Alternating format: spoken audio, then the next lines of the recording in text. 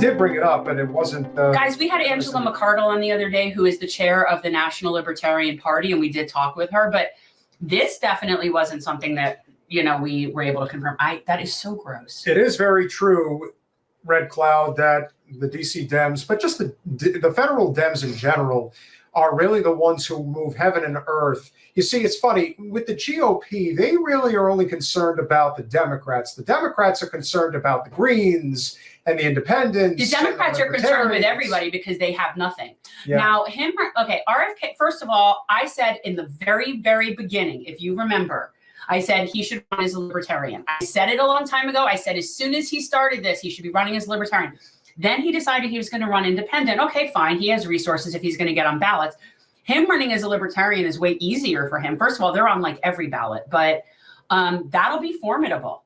Him running as a libertarian is extremely formidable. Now, here's the thing. I know a lot of people think that if he runs as a libertarian, that that's going to hurt Trump more than it's going to hurt Biden.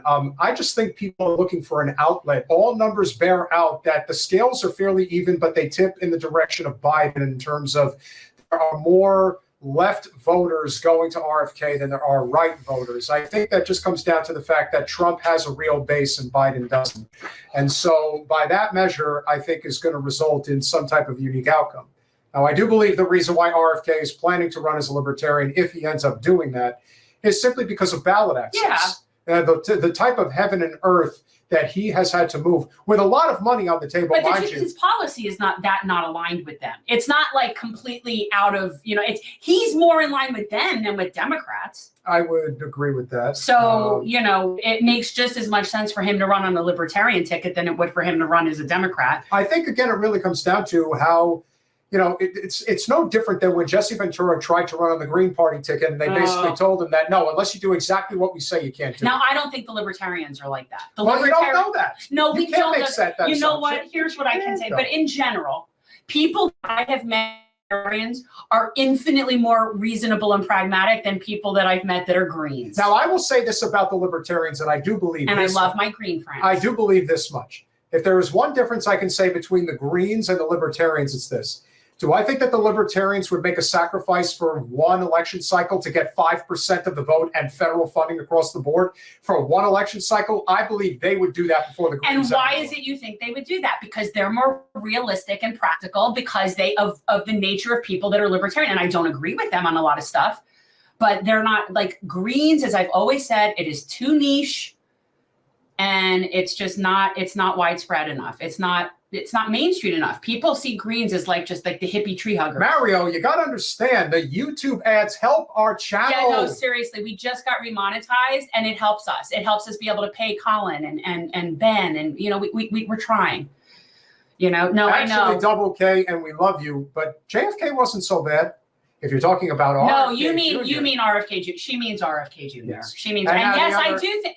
I don't know that I completely classify him as a nut case. No, he's nutty. He's definitely crunchy. Yeah. But he's crunchy. Well, I think peanut butter. Not smooth or crunchy. Right, he's crunchy. All right.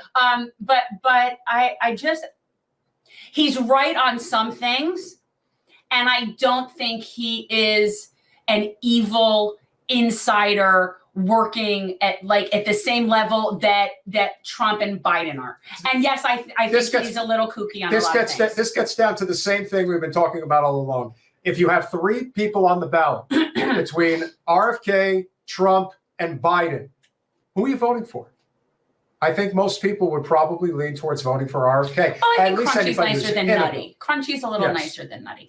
And in all seriousness, if I was looking at a three-way ballot between Biden, Trump, and RFK Jr., to me, it's a no-brainer. Now, here's the thing that's interesting.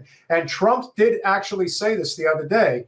Trump is considering RFK as a running mate, but who are you to suggest that RFK would ever take a back seat to you? He wouldn't. And I don't think, honestly, even if he were willing to take a backseat to somebody, it wouldn't be Trump. And I really do believe right now that RFK thinks he's got a path to win this thing.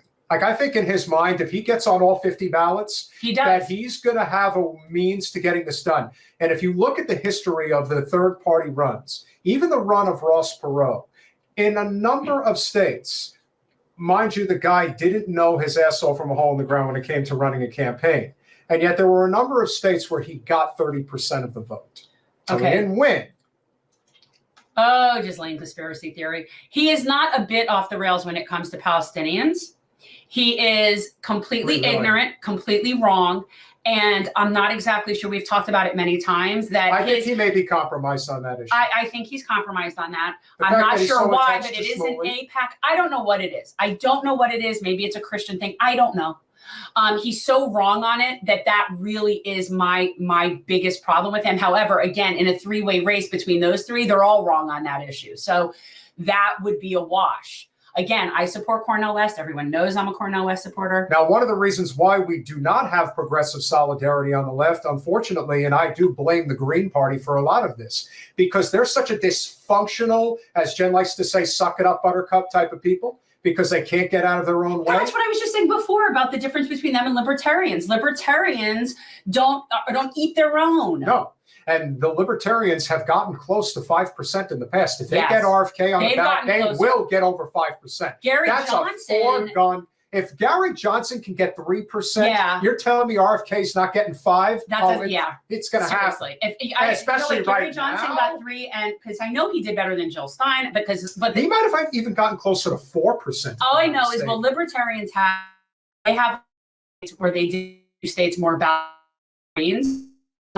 But yeah, no, look, the Greens, and again, if what's on my ballot is Green Party, Libertarian Party, Republican, Democrat, I'm going to vote Green because that's just what I'm going to vote. But again, if Cornel West is on my ballot, that's where my heart is.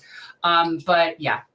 And the truth is, for people like me in Florida, even if I was somewhat of remotely interested in Democratic politics and their strategy, in Florida, I would vote. You vote for whoever you want to anyway. It makes no difference here. And the truth is, this left solidarity that I was trying to point out is that, because there's so much what you would call I can't think of the right word, but narcissistic egomaniac infighting. Well, the Green Party is just completely discombobulated. Like, they don't have any real direction. They're basically just a collection of very left, hippie-ish type of people who are really not concerned about what it takes to win electorally. It's a lot of that. Okay, well, they're basically, that's the place where a lot of the socialists go.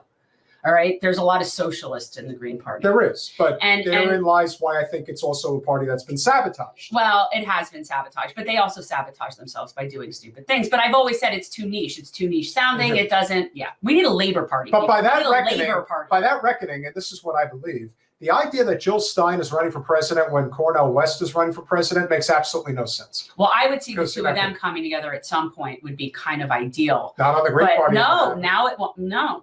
But, I honestly, I don't mind both of them running because there is a chance that Cornel West isn't going to get on all the same ballots that the Green Party is going to get on. And I, for one, would like to have some option in Florida.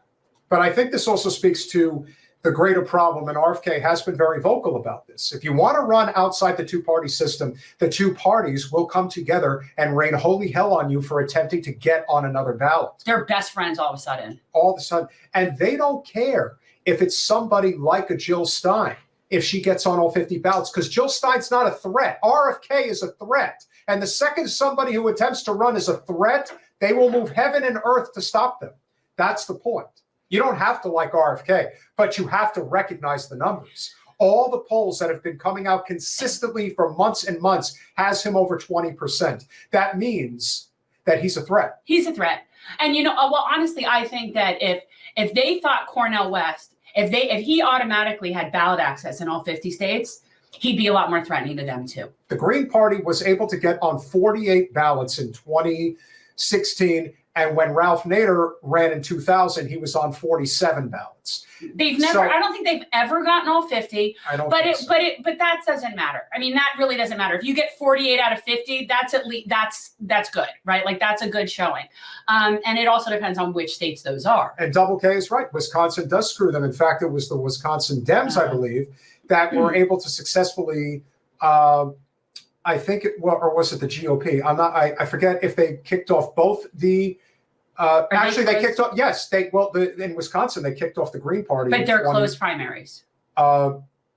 No, it's open primaries. Then why does anybody You're not listening. I'm talking about the general election in 2020. The Greens were successfully removed from the ballot.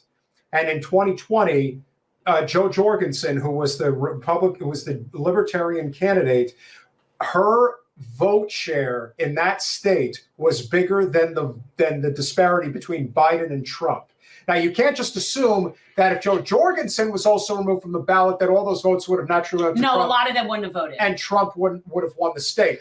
However, if there's one thing that is a clear-cut difference between the Republicans and the Democrats, you didn't hear a peep out of the GOP that Jo Jorgensen cost Trump the state of Wisconsin, which could have been a significant swing in the election in 2020. However, the Democrats want to remind you constantly that any vote that doesn't go to Joe Biden is a vote for Donald Trump. And that's the logic. And that will never be something that should suffice anybody. That's why somebody like RFK is polling where he's at. That's why people are so desperate to have another option other than the two that is being presented. And we do. It's just they're not able to get any sort of, like momentum and coverage is the problem. But we do. There are people. I mean, look, Vermin Supreme is still running. That's true. So is somebody else who should have probably dropped out of the race, but I digress. Some people just like to have nothing else. They have nothing else to do, I guess. So, in my humble opinion, I think RFK very likely will run as a libertarian. I think it's very possible. I think if that is what he feels is his best path. Can we please go back? Getting on all 50. I wish we could go back and look at when we first talked about him running and the whole conversation wherein I said he should run as a libertarian. Well, and everybody was kind of dismissive of that, kind of. Like, I felt like people were like, well, that's kind of weird. And now it's like, this is like as if, oh my God, he might run as libertarian. Yeah. Why would he not? Especially since they don't really have anybody. And when we asked Angela, like, who, they have. Yeah, I mean, there's no name that she listed a whole bunch of names, of people that nobody knows any more than we would know who Gary Johnson is, because I wouldn't have known who Gary Johnson is. So it does, for them to have RFK on their ticket would be like the first person of any note that they've ever probably had on their ticket in modern history. Thanks for watching.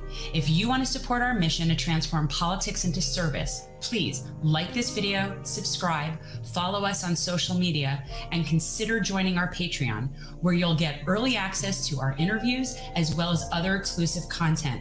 Links are in the description. Peace out.